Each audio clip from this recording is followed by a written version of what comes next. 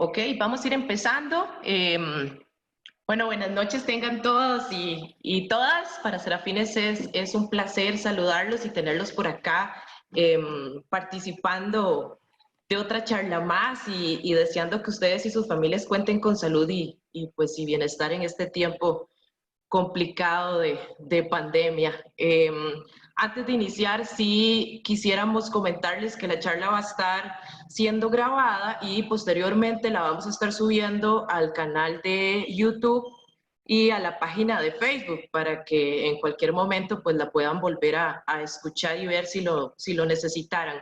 Agradeceríamos mucho, porfa, que sus micrófonos y cámaras pues se mantengan silenciadas y se mantengan apagadas. Esto es para aprovechar el ancho de banda. Y por último, pues se va a encontrar habilitado el chat. Entonces, escriban ahí pues todas las dudas, todas las preguntas que tengan o que posean. Ya la expositora dará la charla y al final pues abriremos un espacio para contestar todos sus comentarios y todas las dudas que externen. ¿De acuerdo? Entonces, bueno, sin más preámbulo, les presento a nuestra invitada muy especial del día de hoy.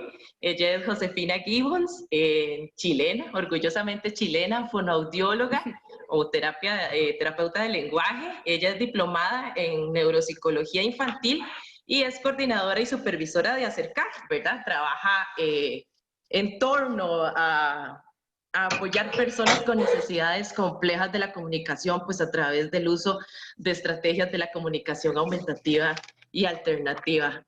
Josefina, buenas noches, bienvenida. Buenas noches, Es un muchas placer gracias. tenerte por acá y el espacio es todo tuyo. Muchas gracias, Cintia, te pasaste. Bueno, primero que nada, saludarlos a todos. Qué orgullo, qué honor también que me invitaran, de verdad, muchas gracias. También qué rico ver un público ahí, un grupo tan entretenido, amplio de personas, así que muy entretenido. Ojalá lo que hablemos hoy día les sirva, solucionen dudas, aprovechen el chat, pregunten harto para que al final ahí podamos también solucionar todo lo que las preguntas que les aparezcan. Bueno, como dijo Cintia, yo soy chilena. Los chilenos tendemos a hablar rápido y con hartos modismos, así que intentaré controlarlos para que por favor me entiendan. Si algo no entienden por algún concepto, por alguna palabra que use mal, por favor pidan aclaración. Les pido. Pero intentaré controlarme, intentaré estar ahí automonitoreando. Ya, entonces vamos a Aquí comenzar. te traduzco cualquier cosa. Por favor, muchas gracias. Bueno, y como Listo. dijo también, vamos a ver primero entonces la charla, vamos a hablar sobre comunicación aumentativa alternativa en trastorno del espectro autista, y al final revisaremos las preguntas, así que ese es un poco el plan, ¿ya? Compartir tu chat. Ahí. Bueno, entonces, comunicación aumentativa alternativa en trastornos del espectro autista. Ese es nuestro plan para hablar hoy, el día de hoy. Como dije, mi nombre es Josefina Gibbons, soy fonoaudióloga o terapeuta del lenguaje y coordinadora y fundadora de Acercar, que es el equipo y por el nombre también que me pueden encontrar en redes sociales. Bueno, les voy a partir hablando un poco de necesidades comunicativas en trastornos del espectro autista. Como seguramente muchos también aquí ya saben, las necesidades comunicativas en trastorno del espectro son muy variadas. Son, como dice ahí, son únicas e individuales. Todos los niños van a necesitar cosas diferentes, van a estar con alguna necesidad, como valga la redundancia, en alguna área diferente de lo que es el lenguaje, la comunicación. Pero existe esta clasificación, que es una clasificación no formal, que a mí, la verdad, me gusta porque sirve para clarificar varias cosas, que habla de estos tres grandes grupos, que dice que primero están las personas que somos, como muchos aquí seguramente, personas hablantes, ya personas en el fondo que tenemos la capacidad de expresarnos verbalmente de forma fluida, que somos capaces de usar el lenguaje oral, el habla, como nuestro sistema primario de comunicación. Y dentro del espectro autista encontramos a muchas personas que efectivamente sí son hablantes, que logran satisfacer gran cantidad de sus necesidades comunicativas con el lenguaje verbal, y esas caerían dentro de este grupo. El otro grupo sería el de aquellos que son no hablantes, ¿cierto? Aquellas personas que por una u otra razón no pueden o no han podido desarrollar lenguaje oral para poder expresarse. Este grupo es generalmente aquel que tiende a tener más acceso a sistemas y estrategias de comunicación aumentativa alternativa, porque son aquellos que uno asocia, ¿cierto? Una persona que no habla necesita una forma distinta de comunicarse. Y también está este otro grupo, que son aquellos que se dice los non-reliable speakers, o hablantes no fidedignos, que son aquellas personas que en realidad hablan, pero no necesariamente están diciendo lo que realmente quieren decir. Son aquellas personas que tienden a tener muchas ecolalias, muchas frases estereotipadas, y que tienden a repetir, ya sean ecolalias inmediatas o diferidas, personas que tienden a repetir muchas frases, y en realidad no es lo que realmente quieren decir. Dentro de lo que es todo el espectro y el enfoque de neurodiversidad y las personas dentro del espectro que son aquellos que se expresan por sí mismos, que están tratando de defender sus derechos, etcétera, hablan mucho hoy en día de lo que es la desconexión cerebro-cuerpo, y ahí hay una interrupción en el fondo que afecta a cómo están siendo capaces de expresarse. Bueno, pero este grupo es un grupo específico que tiende a quedar fuera mucho del uso de sistemas de comunicación aumentativos alternativos, porque son personas que uno dice, pero él habla. Y como él habla, en realidad no necesita comunicación aumentativa alternativa. Pero ¿qué pasa? Dentro de su cerebro, él quiere decir que quiere comer papas fritas, ¿ya? Pero ¿qué pasa cuando le preguntan, ¿quieres comer arroz? Y él dice, ¿arroz? Entonces, ya, sí quiere comer arroz. Pero en realidad por dentro está diciendo papas fritas. ¿Qué pasa con él? ¿Él está logrando satisfacer sus necesidades comunicativas? Lo más probable es que no. Entonces su lenguaje verbal, si bien existe lenguaje verbal, no está siendo capaz de servir para que él logre satisfacer sus necesidades comunicativas, logre desarrollarse, logre hacer que los otros le entiendan, ya sea para pedir, para comentar, para preguntar, etc. Y este grupo, como ya les dije, es un grupo al que tenemos que tener especial ojo. Pero bueno, para partir, además que ya, bueno, vimos un poco las necesidades comunicativas en trastorno del espectro autista, es importante que hablemos un poco del lenguaje en común de qué es la comunicación aumentativa alternativa, ¿cierto? Seguramente, si están en esto acá, seguramente es porque muchos saben lo que es en general, pero es también importante repasar algunos conceptos. Aquí dice, según esta definición de la ACHA, que es un grupo de procesos mediante los cuales las habilidades de comunicación de un individuo, producción tanto como comprensión, pueden ser maximizadas para una comunicación efectiva y funcional. Esto incluye complementar o reemplazar el habla natural. Acá hay varios puntos importantes. Muchas veces nos quedamos con la idea de que la comunicación aumentativa alternativa es solo para que el otro se exprese mejor o para que logre expresarse en algún nivel.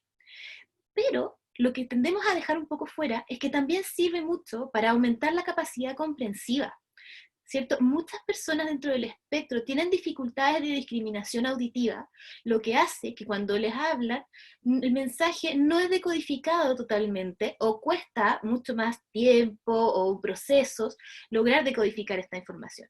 Entonces, también la comunicación aumentativa alternativa, su objetivo es maximizar la capacidad comprensiva de las personas y también, como dice, también la capacidad expresiva.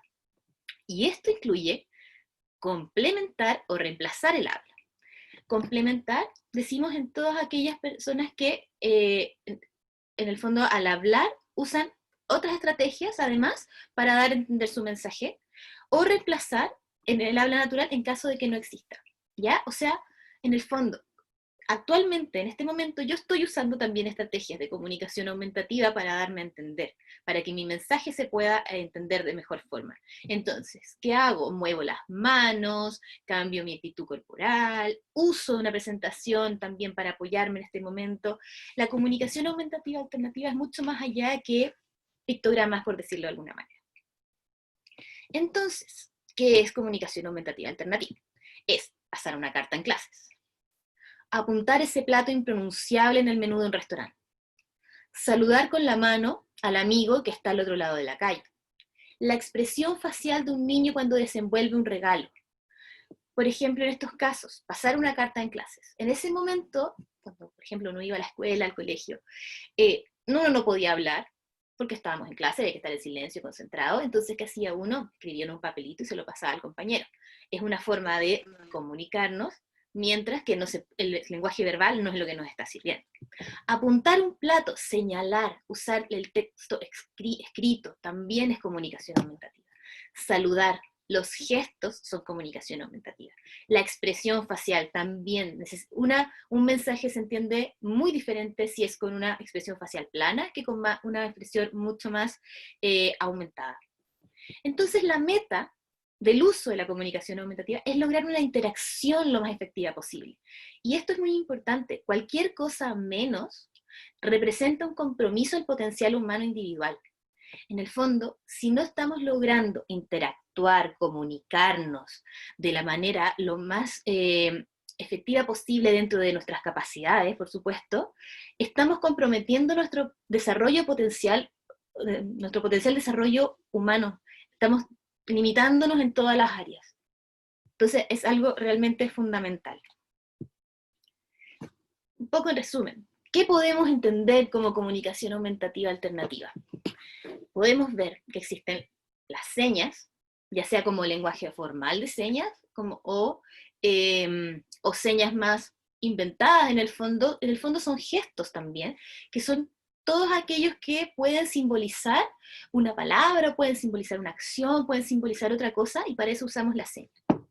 Tableros de alta tecnología también son comunicación aumentativa alternativa. Por ejemplo, los comunicadores que se usan en iPad, en computadores, iPad me refiero a tablet también, en smartphone, etcétera, dispositivos específicos para comunicación aumentativa. Y también existen, los tableros de baja tecnología, que son igualmente válidos, ¿cierto? Que pueden ser, por ejemplo, en libros, en carpetas, impresiones también, que pueden ser tableros de comunicación, no necesariamente un libro, etc. Los emojis son comunicación aumentativa alternativa. Cuando uno escribe un mensaje en WhatsApp y después le agrega un emoji, se transmite mucho mejor lo que queremos decir, ¿cierto? El emoji es un símbolo, es algo que ayuda a que se aumente el mensaje que quiero entregar. Y escribir en un teclado también es comunicación aumentativa, ya sea en un teclado como la foto aquí de baja tecnología, o en un teclado de alta tecnología. Escribir un mail es comunicación aumentativa alternativa también. También es importante hacer un poco la diferenciación entre lo que son los apoyos visuales y los sistemas de comunicación aumentativa alternativa. Muchas veces uno queda con que comunicación aumentativa alternativa son en realidad los apoyos visuales, cuando estamos hablando de términos que en realidad no son exactamente iguales. Los apoyos visuales son todos aquellos recursos visuales que usamos para, como dice la palabra, apoyar algo. Por ejemplo, la realización de un calendario visual, donde vamos a decir que ya lunes, martes, miércoles, y abajo ponemos distintos pictogramas o fotos que van a representar las actividades que vamos a hacer durante ese día. Tableros de regulación, agendas visuales, historias sociales, que usadas con material visual. En el fondo, tableros de anticipación, tableros de elección, apoyos visuales podemos encontrar muchísimos, muchísimos para todo. Etiquetas que se pongan en distintos lugares. Todos esos son apoyos visuales porque son recursos como pictogramas, fotografías, dibujos, que pueden usarse para favorecer una mayor comprensión, una mayor expresión, pero como apoyo a algo. En cambio, los sistemas de comunicación aumentativos alternativos son sistemas completos, ¿verdad? Son sistemas que tienen el potencial de ser un sistema de comunicación primario de una persona.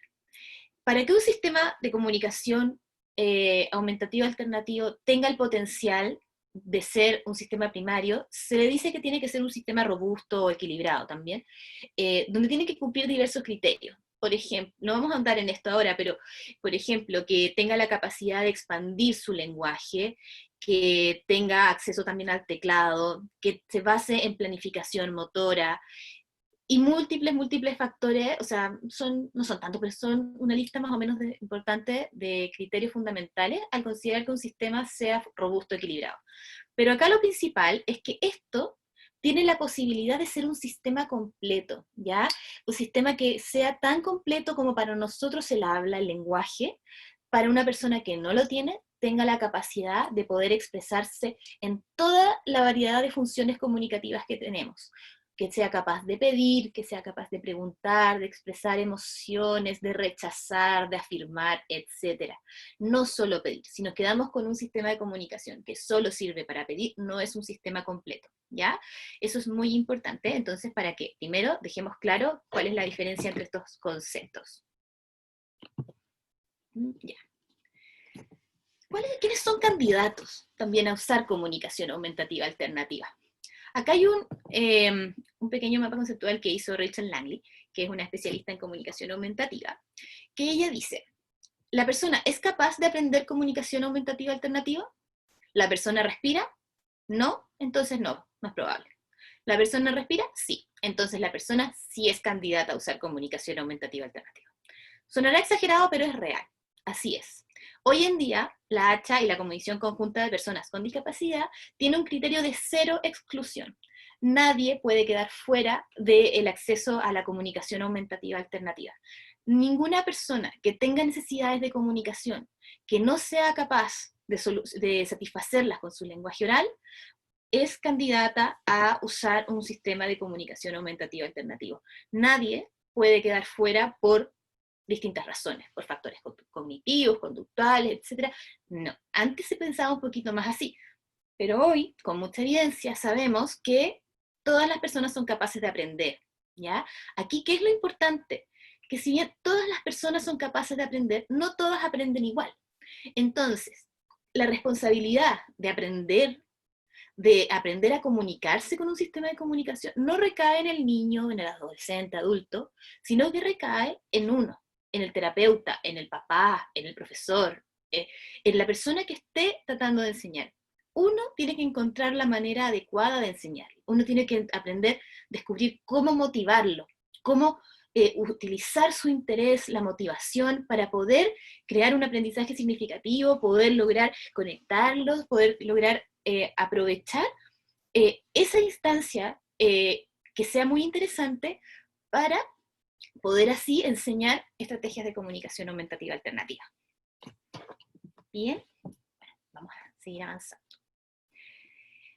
Hoy en día existen los llamados nuevos paradigmas en comunicación aumentativa alternativa, que son varios factores. Vamos a nombrar algunos. Lo primero, que es lo que más vamos a considerar al hablar de comunicación aumentativa y el factor que impacta más en cuanto una persona, perdón, hay el micrófono abierto ahí para que de repente alguien revise ahí, por si acaso, ¿ya? Me distraigo fácil. Entonces, bueno, el presumir competencia es, primero que nada, el factor que tenemos que tener primero siempre acá pegado en la cabeza, ¿cierto? Si asumimos desde el principio que la persona es capaz, que la persona comprende, que la persona es capaz de aprender, que va a tener un futuro con esto, que lo va a lograr, que en el fondo, lo que dice ahí, presumimos competencia desde el principio, nos va a ir bien. Pero si partimos pensando que la persona no puede, o que no, esto es muy difícil, o no, mejor probemos más adelante, trabajemos otras cosas antes, los estamos privando de en realidad demostrar que en realidad son capaces de hacer o no. Lo más probable, y lo que me ha pasado a mí en la práctica siempre, y digo siempre porque pasa, es que me llevo sorpresas. Es que uno al principio tiende a decir, pero esto es muy difícil, pero si uno lo intenta, los niños sorprenden. Siempre pasa que uno, o sea, no siempre pasa, pero tiende a pasar que uno asocia cosas con mayor dificultad o con que asumimos que esta persona por su forma de comunicarse, pareciera entender menos, cuando en realidad entienden mucho más de lo que dicen, ¿cierto? Entonces es muy importante presumir competencia desde el principio. Esto es lo que hace la gran diferencia. Otra estrategia muy importante, y es la estrategia principal también, y que por lo menos en mi experiencia es lo que más impacto ha tenido al utilizar estrategias de comunicación aumentativa con personas en el espectro autista, es enseñar mediante modelado, o también llamado input de lenguaje apoyado. El modelado es enseñar con el ejemplo, es modelar lenguaje en toda situación y modelar diferente tipo de vocabulario, usando las estrategias adecuadas. En el fondo, ¿qué significa esto? Que cuando enseñamos a comunicarse con un sistema, no es que nos instalemos y le digamos, ya, este símbolo significa esto, este símbolo significa lo otro.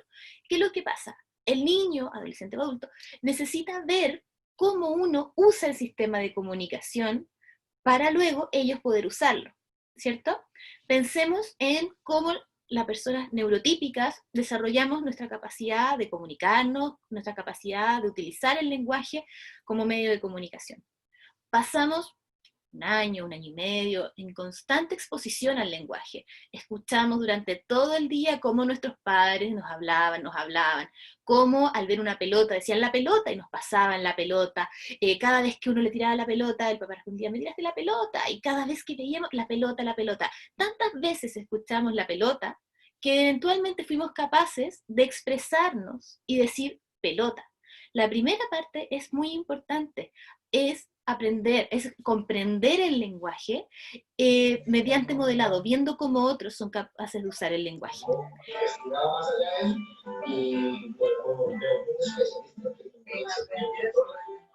Alguien tiene su micrófono.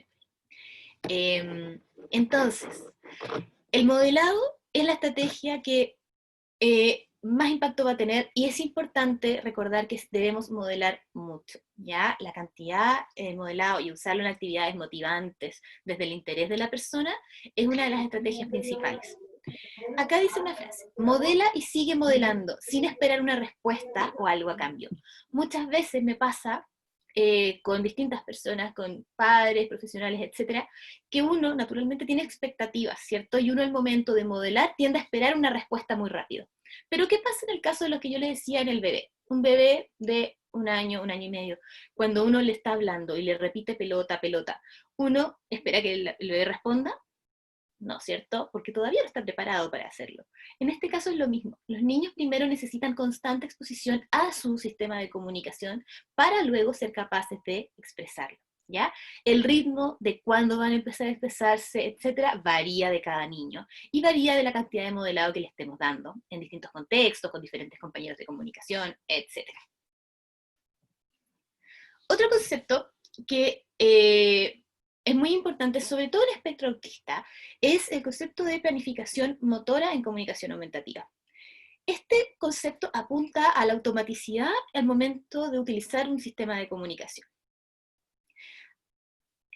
Previamente a todo lo que son los nuevos paradigmas en comunicación aumentativa, se enseñaba a utilizar símbolos, ya sea pictogramas, imágenes reales, etc., discriminando una de otra. Por ejemplo, primero acá está el símbolo de quiero y acá está el símbolo del elefante. Tienes que reconocer cuál es el del quiero, el del elefante, y después juntarlos, ¿ya? Eso sería por discriminación visual. Hoy sabemos que tiene mucho impacto poder aprender por una ubicación de los símbolos en el espacio más que por discriminación visual. Pensemos, hay varios ejemplos que pueden ayudar a clarificar esto. Sobre todo el que está ahí en la fotografía. Cuando escribimos hoy en día un mail, un mensaje en el computador y tecleamos, lo más típico es que la mayoría no esté mirando cada letra cada vez que escribe, ¿cierto? Miramos de repente para orientarnos, pero si tuviéramos que buscar cada una de las letras cada vez que estamos escribiendo, escribir un correo, escribir un informe, escribir un reporte de lo que sea, sería muy largo, sería muy difícil, porque estaríamos buscando ya dónde está la A, dónde está la M, dónde está la T, o sea, sería eterno. En la comunicación aumentativa es lo mismo. Si a cada niño le enseñamos que cada uno de los símbolos tiene que aprendérselos visualmente, sería lentísimo. Entonces la idea es que también los aprenda por discriminación en el espacio. En el fondo que aprenda que acá está el quiero, acá está el más, acá está el no, etc. Lo mismo con las letras. Las personas en el espectro que se comunican con tableros con letras, lo mismo. La ubicación tiene una ubicación física. Si se las moviéramos, tendrían que aprender todo de nuevo. Lo mismo con los símbolos. Es como si a las personas hablantes nos dijeran de repente que para hacer, no sé, el fonema D, ya no tenemos que poner la lengua en tal posición, sino más posterior. Entonces, cada vez que digamos una palabra con D, tendríamos que pensar, ay, ¿dónde tenía que poner la lengua?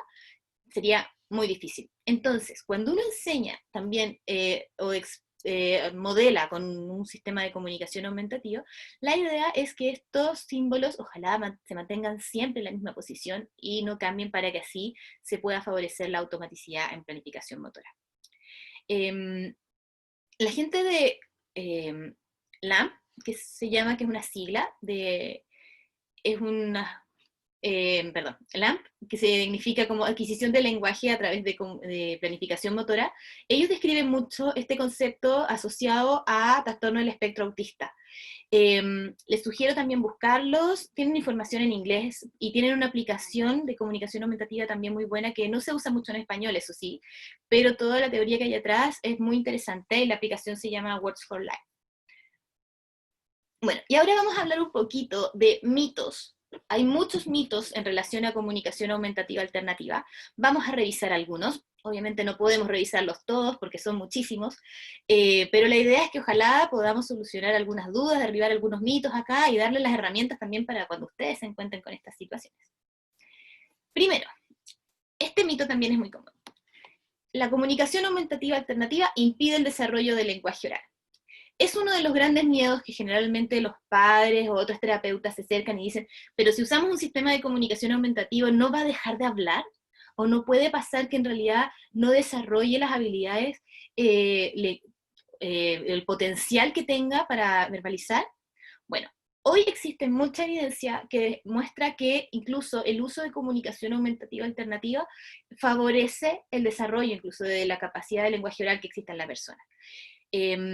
Una recomendación de lectura puede ser uno de los papers de Connie Casari, hay uno del año 2016, tengo por ahí anotado el título, se los puedo anotar en el chat al final,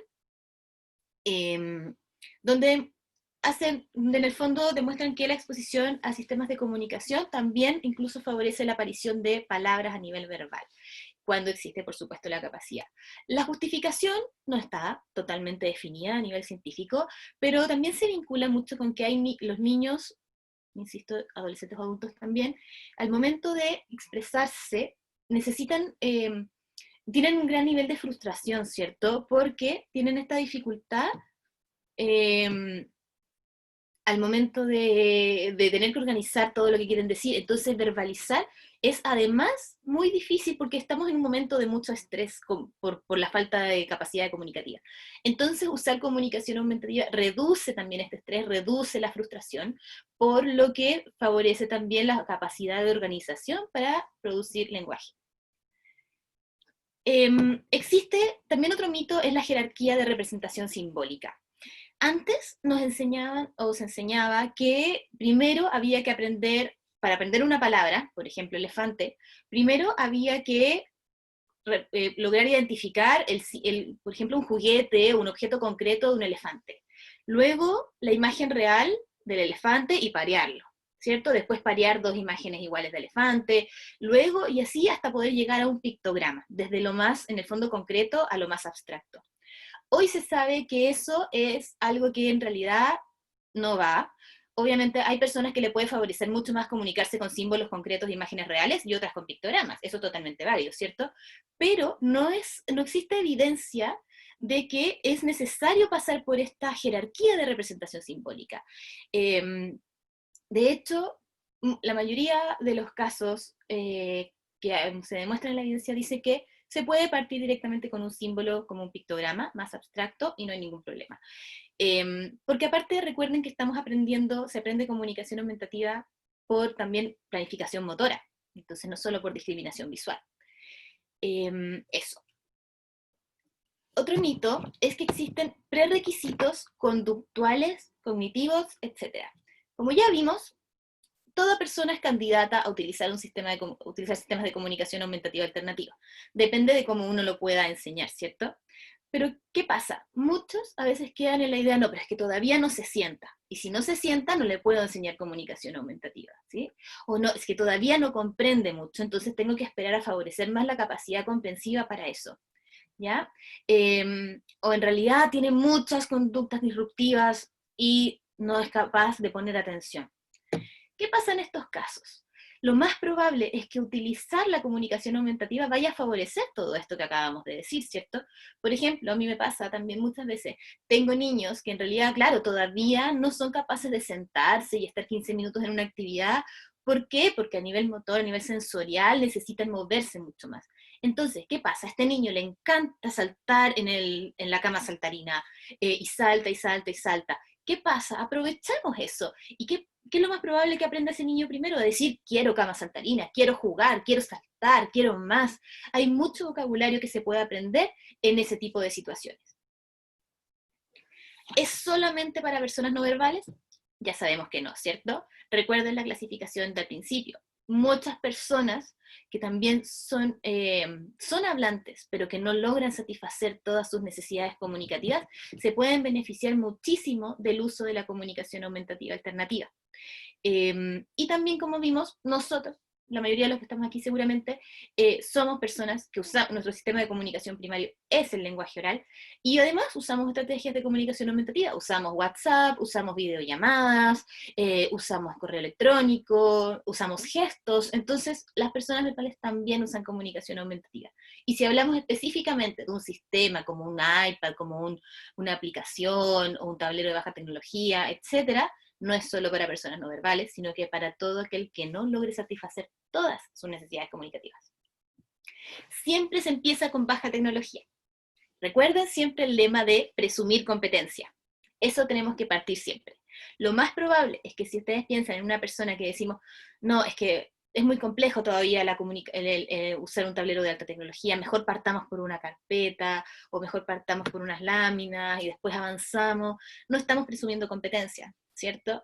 Y en mi experiencia, si existe la posibilidad de utilizar alta tecnología y la persona efectivamente es una forma que le acomoda comunicarse, no hay lo que yo he visto es que no es necesario partir con baja tecnología.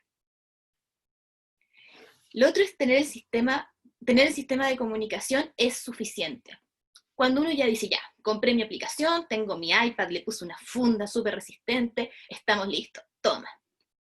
Así no funciona, ¿cierto? Tenemos que enseñar a usarlo. Hay una frase que dice, tener un piano no me hace músico, ¿cierto? Tenemos que aprender. ¿Y cómo aprendemos? Mediante el modelado, mediante estrategias motivantes, y así vamos a aprender que este sistema de comunicación no es solo un aparato, o una carpeta, o un tablero, sino que es un sistema de comunicación entre dos o más personas. Y otro aspecto importante, o un gran mito que por lo menos acá uno se encontraba, ahora menos, pero igual hace unos años más se utilizaba mucho, que uno decía comunicación aumentativa alternativa y uno respondía así, PECS, en aspecto autista. El mito sería PECS es la mejor forma de comunicación para personas en el espectro autista. Sí, PECS ha sido muy bueno para muchas personas y da una base importante en cuanto a lo que es comunicación aumentativa alternativa. Existe PECS ha quedado un poco limitado en algunos aspectos, ha avanzado mucho en otros, pero no es la mejor forma. Puede ser la mejor para algunos niños, ¿ya? Pero no para todos. Entonces, no todas las personas en el espectro autista necesitan PECS. Ya voy a recomendar, también les voy a escribir en el chat un artículo de Katy Binger, que es muy bueno, que dice como la vida más allá de PECS, que muestra todo lo que PECS nos ha dado como su base, y cómo también tomar esto y avanzar, cómo en el fondo valorar todo esto que hemos aprendido con PECS, y cómo avanzar a las formas que son más respetuosas dentro de los nuevos paradigmas, dentro de los conceptos de neurodiversidad, considerando también que existen múltiples formas de comunicación, funciones de comunicación, y todas esas tienen que estar contempladas en la forma de comunicación de la persona en el espectro autista y de cómo le vamos a enseñar. Y bueno, Podemos hablar de comunicación aumentativa durante días seguidos, seguramente. Esto era una pequeña pincelada nomás de algunos aspectos que yo considero que son muy importantes. Eh, Seguramente van a aparecer algunas dudas, ahí después la idea es que las conversemos también un poquito. Pueden encontrarnos también por Facebook, en acercar.com, o en Instagram, que es donde también movemos más material, en Acercar, a esa misma plataforma. Ahora, bueno, no sé, Cintia, si estás por ahí. Aquí estoy, aquí estoy. Súper. Voy a dejar de compartir entonces. Ajá. Bueno, hasta el momento solo tengo una pregunta, no sé si la gente Poquito. quiere hacer otras consultas o si es que está todo clarísimo. Por ahí nos pregunta, eso sí, Laura Ortiz dice que si considera recomendable o no el uso de la comunicación aumentativa alternativa en personas con mutismo selectivo. Una difícil pregunta igual. Ahí la verdad, claro, ahí estaríamos saliéndonos un poco del tema de hoy, ¿cierto? Que sería específicamente el trastorno del espectro, aunque igual hay personas en el espectro que presentan mutismo selectivo, ¿cierto? Efectivamente, se puede utilizar, no tiene nada de malo, puede favorecer también bajar niveles de frustración y poder favorecer un poco, disminuir un poco la angustia en no poder comunicarse en algunos momentos. Sin embargo, es necesario también abordar todo el proceso o todo lo que significa a nivel como psicológico tener lo que es mutismo selectivo para poder apoyar esa área también para después poder, en el fondo, desarrollarse mejor con el nivel de lenguaje oral que utiliza en un contexto o utilizarlo en los demás. Ojalá eso responda un poco la duda. Ok, por ahí también preguntan que si tenés algún tipo de tips o de recomendación para trabajar también la parte de sistemas aumentativos y alternativos de comunicación en personas adultas con TEA. Mira, ahí la verdad, tengo experiencia también en comunicación con adultos y generalmente nos llevamos buenas sorpresas. La estrategia, el tip que puedo dar es lo mismo que con cualquier otra población. En el fondo es, usemos la motivación y el interés de la persona, ¿cierto? Si una persona está motivada, están realizando actividades desde su interés, desde lo que realmente lo mueve, lo hace feliz, lo hace reír, lo hace disfrutar, desde ahí la persona sí o sí va a tener interés de comunicarse. Incluso puede ser algo muy simple, por ejemplo, hace poco tuvimos la experiencia de trabajar con personas con discapacidad intelectual moderada, severa también, que no tenían lenguaje verbal, adultos. Sin embargo, claro, utilizamos su motivación. ¿Qué pasaba con esta persona? La comida era lo que más lo movía en la vida. Entonces, obviamente, lo primero que empezó a comunicar es qué tipo de cosas quería comer. Claro, después uno aumenta y va expandiendo a distintas otras funciones, pero partir por la motivación es algo que genera realmente el impacto, más allá de la edad. Ajá, por ahí también que nos preguntan que con base a tu experiencia no sé, que si los sistemas aumentativos y alternativos de comunicación, ¿cómo te han funcionado mediante teleterapia? No sé si ahora en tiempos de pandemia, que hay que trabajar un montón la virtualidad, Claro. ¿cómo ha sido un poco tu experiencia? Si la has podido utilizar los sistemas a través de la teleterapia con un chico con TEA.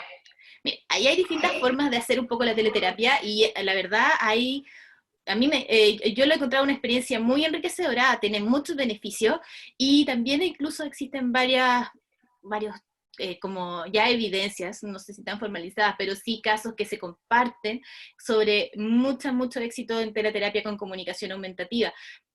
Por ejemplo, hay distintas estrategias. Pensamos primero en el coach a papás, coach a padres, generalmente tiene muy buen impacto.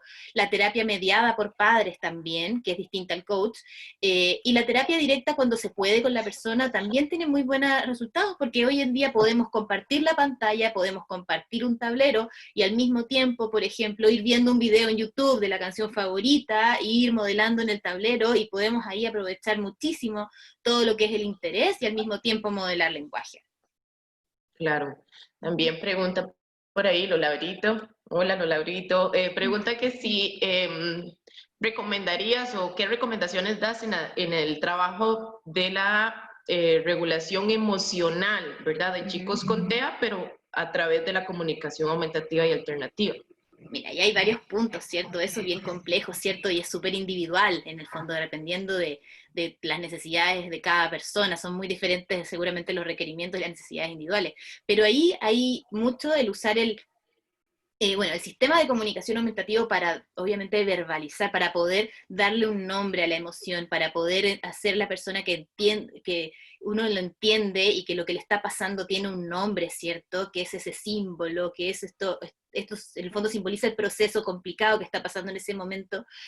Sobre todo no en el momento mismo de la desregulación, sino que en momentos que estemos más tranquilos, poder ojalá trabajarlo como a posterior o previo, como analizándolo, y para eso también los apoyos visuales son muy útiles, ¿cierto? Poder utilizar estrategias como historias sociales, tableros de regulación, etiquetas, y todo eso también son muy útiles además del propio sistema.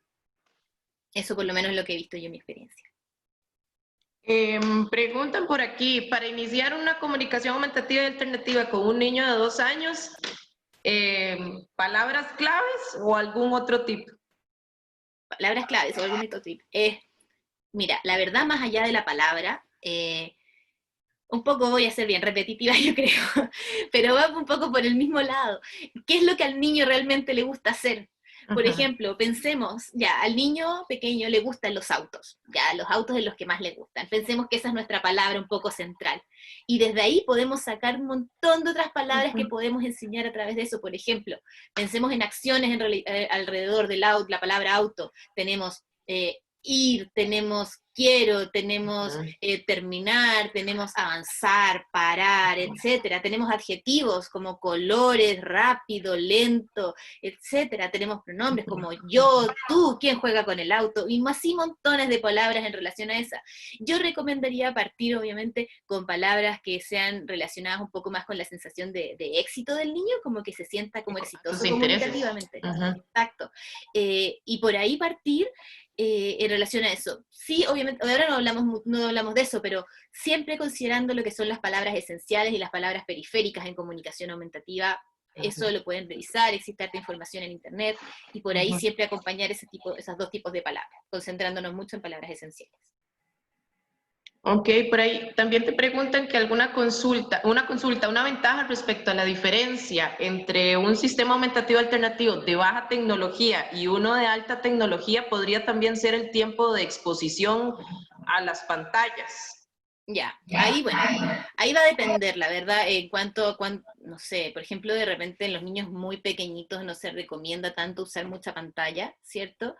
Pero en personas como más adultas uno puede utilizar algunos, por ejemplo, filtros azules, etcétera, para que también los ojos puedan descansar un poquito más. Pero también la combinación entre alta y baja tecnología es muy positiva. Tener, por ejemplo, en la casa, usar tableros de comunicación que sean réplicas del sistema de alta tecnología beneficia mucho. Pero más allá, tener un sistema de comunicación, pensemos un poco en que es un derecho, ¿cierto? Entonces, es importante que si esa persona con ese sistema es capaz de comunicarse, se siente exitoso, logra satisfacer sus necesidades comunicativas, es necesario que sí o sí lo tenga a mano, más allá de otros conceptos, de otros parámetros. Priscila, que te pregunta que si además del modelado para trabajar otras funciones comunicativas, además de la del pedido, en personas con TEA, dice que su interés se restringe a satisfacer siempre como sus necesidades principales y no tanto hacia otras funciones, ¿verdad? Como O sea, claro, siempre se restringe hacia el pedido. Dice que se ha trabajado como mucho apoyo al chico en otras funciones de manera funcional, pero únicamente sigue utilizando el pedido y el pedido y el pedido, ¿verdad? claro. Pues alguna otra recomendación aparte del modelado, pregunto. Bueno, eso pasa mucho, la verdad. Sí hay otras estrategias como acompañando el modelado, como estrategias generales, como más pensando, por ejemplo, en el sabotaje un poco, como un poco restringir el acceso a algunas cosas, o poner, por ejemplo, si estamos viendo, no sé, una película, poner pausa de repente a esa película y comentar un poco lo que están viendo, para que él vea que, podemos comentar lo que está pasando, podemos describir, de repente las preguntas, las respuestas, y también a veces usar algunas actividades estructuradas no está de más. Puede hacerse, ¿cierto? Si es que también el niño le interesa y lo puede beneficiar en algunos aspectos educativos también. Entonces, la verdad, es muy común que los niños también cuando ya sienten esto del pedido, de las peticiones, y lo adoptan como propio, tienden a hacer algo que a veces cuesta salir un poco de ahí, porque es algo que genera mucha satisfacción en los niños. Pero sí hay que seguir haciéndolo porque ellos también están reteniendo todo todavía, ¿cierto? Entonces la forma un poco es seguir modelando sin expectativas, la verdad, y utilizar otras estrategias en algunas actividades un poquito más estructuradas de repente.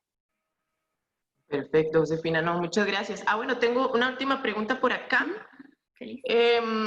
Dice qué estrategia ha utilizado también para el modelado con alta tecnología, pero con personas con TEA, pero con discapacidad visual, que también...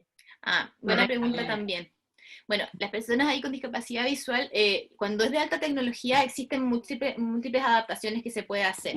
Por ejemplo, uno puede utilizar mucho lo que es el contraste más alto, entre lo que es un fondo, por ejemplo, y el símbolo propiamente tal, utilizar colores bien fuertes, utilizar también símbolos que sean un poco más separados entre sí, para que quede muy claro que este símbolo está acá y este otro símbolo está allá.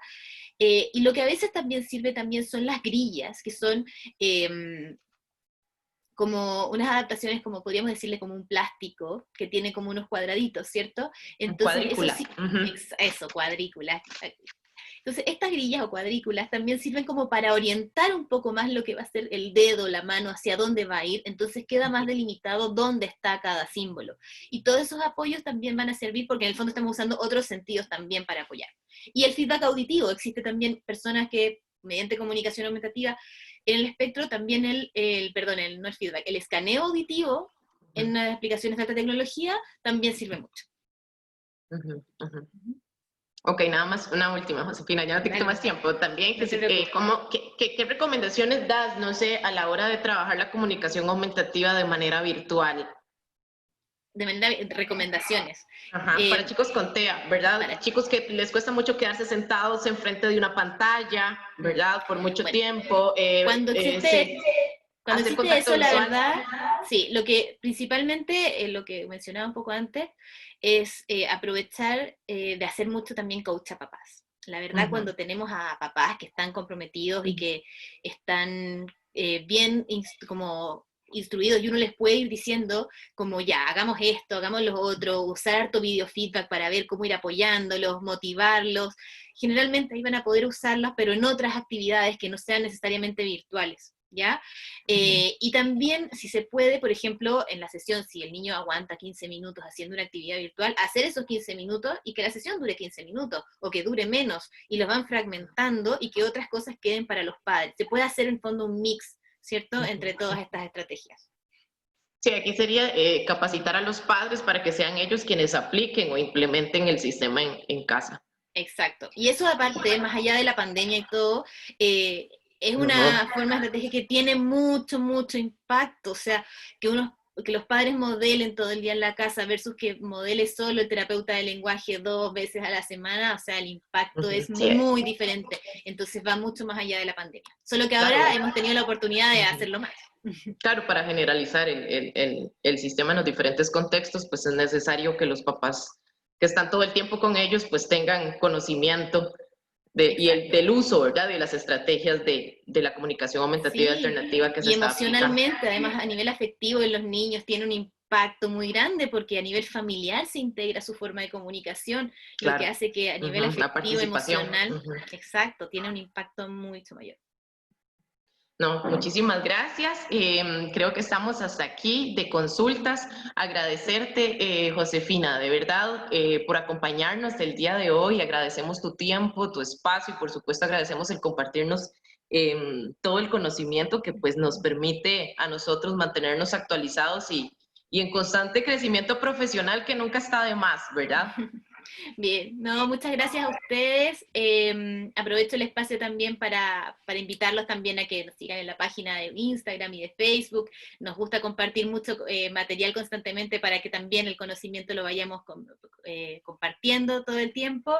Y bueno, este fin de semana también tendremos un curso para papás, para motivarlos, para que se enganchen en lo que es comunicación aumentativa. Así que si alguien siente que tiene algún papá ahí por ahí, o ustedes mismos son padres y sienten que necesitan más estrategia, feliz también de ayudarlos y de asisterlos en esto. Así que muchas gracias a todos también por asistir y a ustedes por la invitación, la verdad, muchas gracias. Lo disfruté muchísimo. Gracias, no, gracias a vos, Josefina, y bueno, y a todos los participantes también, muchísimas gracias por el tiempito que sacaron para participar. Esperemos también que les sea de provecho, ¿verdad? Y Ojalá. funcional, por supuesto, para su práctica profesional. El video queda, para los que me han preguntado, el video queda grabado, va a ser subido en el canal de YouTube. De hecho, cuando subamos el video al canal de YouTube, no sé si, creo que sí, ¿verdad, Josefina? Si no me corriges, vamos a subir unos links Ah, también sí. con información importante que lo tengan ahí en la descripción del video, ¿cierto? Sí, perfecto. Ok, para que lo tomen Sí. en cuenta, va a estar en la página de Facebook y en el canal de YouTube de Serafinis. Muchísimas gracias y buenas noches.